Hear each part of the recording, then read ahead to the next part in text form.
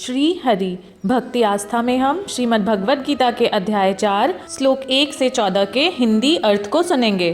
1, 2, 3। श्री भगवान बोले, मैंने इस अविनाशी योग को सूर्य से कहा था, सूर्य ने अपने पुत्र वैश्वत मनु से कहा और मनु ने अपने पुत्र राजा इक्ष्वाकु से कहा था। हे परंतप अर्जुन, इस प्रकार परंपरा से प्राप्त इस योग को राजर्षियों ने जाना, किंतु उसके बाद वह योग बहुत काल से इस पृथ्वी में लुप्त प्राय हो गया है।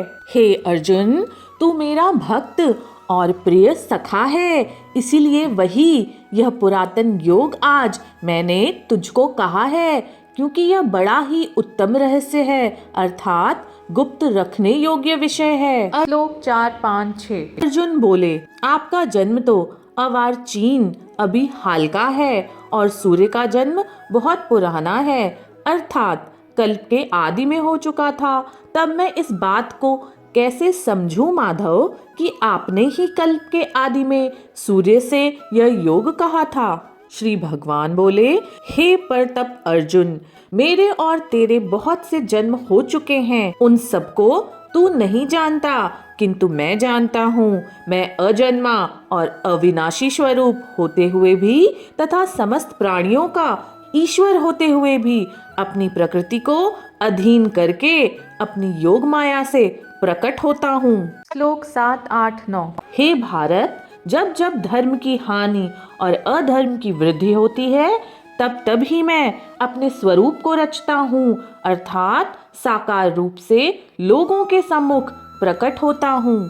साधु पुरुषों का उद्धार करने के लिए, पाप कर्म करने वालों का विनाश करने के लिए और धर्म की अच्छी तरह से स्थापना करने के लिए मैं युग युग में प्रकट हुआ करता हूँ। हे अर्जुन, मेरे जन्म और कर्म दिव्य अर्थात निर्मल और अलौकिक हैं। इस प्रकार जो मनुष्य तत्व से जान लेता है, वह शरीर को त्याग कर फिर जन्म को प्राप्त नहीं होता, किंतु मुझे ही प्राप्त होता है। श्लोक 10, 11, 12। पहले भी जिनके राग, भय, क्रोध सर्वथा नष्ट हो गए थे और जो मुझ में अनन्य प्रेम पूर्वक स्थित रहते थे, ऐसे ही मेरे आश्रित रहने वाले बहुत से भक्त उपयुक्त ज्ञान रूप तप से पवित्र होकर मेरे स्वरूप को प्राप्त हो चुके हैं। हे अर्जुन, जो भक्त मुझे जिस प्रकार भजते हैं,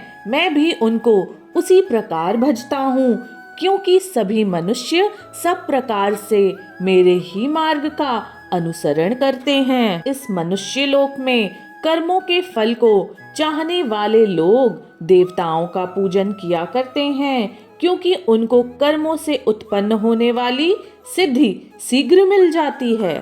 श्री भगवान बोले, ब्राह्मण, क्षत्रिय, वैश्य और शूद्र, इन 4 वर्णों का समूह गुण और कर्मों के विभाग पूर्वक मेरे द्वारा रचा गया है। इस प्रकार उस सृष्टि रचनादि कर्म का कर्ता होने पर भी मुझ अविनाशी परमेश्वर को तू वास्तव में अकर्ता ही जान। कर्मों के फल में मेरी स्पृहा नहीं है, इसीलिए मुझे कर्म लिप्त नहीं करते।